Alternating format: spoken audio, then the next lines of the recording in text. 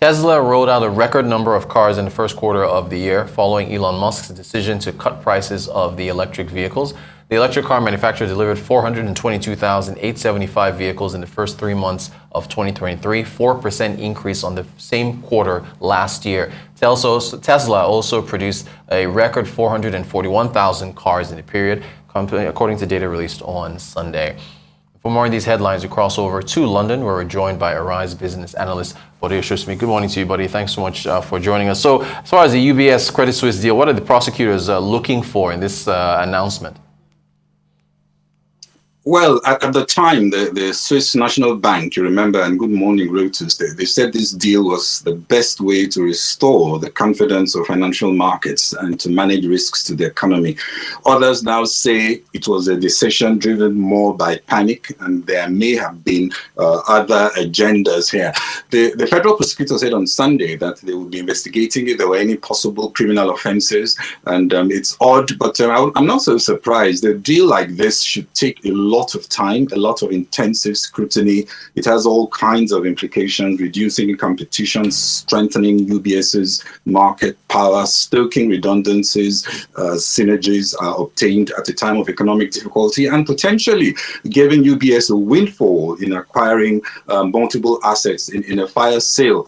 The deal was valued at 3.15 billion, whereas on Friday, that was what the deal went for. On Friday, before the settlement, the value of Credit Suisse was more than twice that. It was about $8 billion.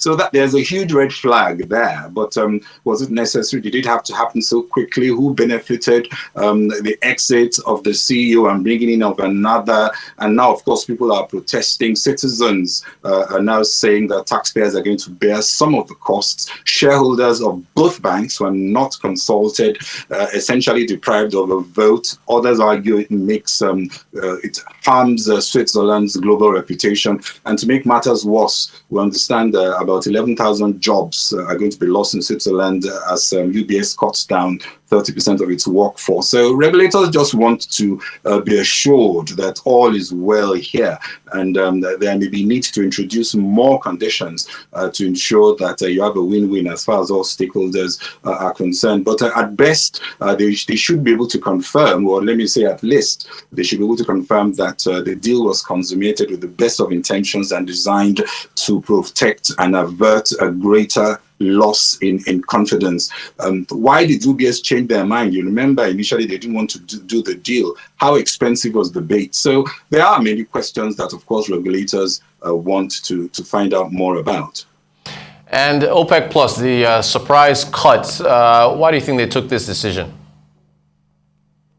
Well, my sense, of course, if you look at oil prices and if you look at how it's been going, we had seen a bit of, I would say, a decline this year. Although prices, in my view, have been not too bad. 75 to 85 is 60 to 70 to 75 is not a bad range. But now oil prices are up.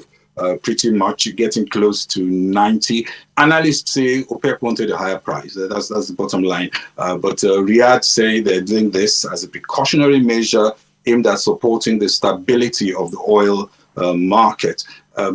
In October, remember Nigeria's Minister of State for Petroleum, he said then that OPEC wanted prices around $90. That was in October. But in Q1, we saw a trend of declining prices. Some disappointment that China's lifting of strict COVID curbs is yet to provide that stronger support to prices, coupled to the sense that ongoing tightening and concerns that banking woes in the US and Europe are stoking recession fears, all creating an uncertain demand landscape. OPEC had given the impression that it would hold its target till the end of the year, but they've changed. It's a significant reduction. It seems orchestrated with the cuts announced by Russia. Saudi Arabia led the charge. They're cutting by 500,000 barrels a day. Kuwait 128,000. These are voluntary cuts, by the way. UAE cutting by 144,000. Oman said doing a voluntary cut of 40,000 barrels. Kazakhstan 78,000, and so on. And given the backwardation, that's where the price, the premium of prompt shipments are higher than future supplies. That's what you call backwardation. That's a sign of tightness. And with this, some analysts are now talking about over $100 oil, even as early as the first half of this year.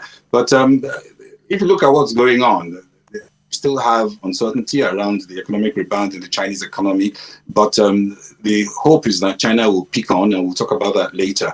And the geopolitical premium is still there with all the potential flashpoints. Of course, the White House is not pleased with this, but the last time they said there will be consequences, but nothing happened. My suspicion is Biden will open the taps, especially from the strategic reserves, to get prices down, to protect domestic gasoline prices in the U.S., especially in the run-up to the election. But we'll see how this develops. But oil prices are on the front foot as we speak. They were up about 5% today, and it looks like they may be reaching easily going towards $90 and maybe even $100.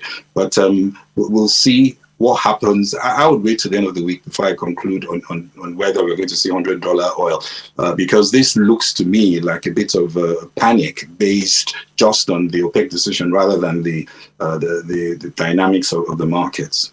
And what are we learning from the latest PMI data from China on its recovery? Well, according to the data that we got, China's general manufacturing PMI unexpectedly was lower to 50 in March 2022 from an 8-month peak of 51.6. That was also the data was also below forecast. In March, purchases and consumption rose modestly for the second month, and there was improved supplier capacity, and the stock availability was also good. But the sentiment is still upbeat, but still somewhat shaky, noting that economic demand will still have to rely more on domestic sector. The exports looking pretty not so firm, and I think that's going to be the real challenge. Of course, the property downturn is still something that China is dealing with, apart from the global financial uncertainties. So my sense is, of course, analysts are hoping that this faltering recovery in the manufacturing sector due to the weaker global backdrop will be more than compensated for by much better performance in the services sector. There you have domestic demand. As you know, Beijing, they set a very modest target for economic growth this year. That was at about 5% after they grew about just 3% last year.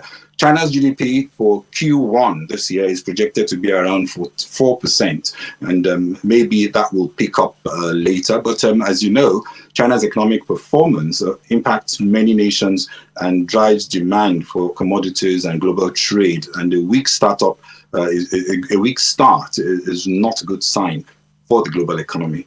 All right, we'll be seeing how things unfold. Arise business analyst Bode Ososanmi. Bode, thanks for taking us through the headlines. Appreciate your insights as always.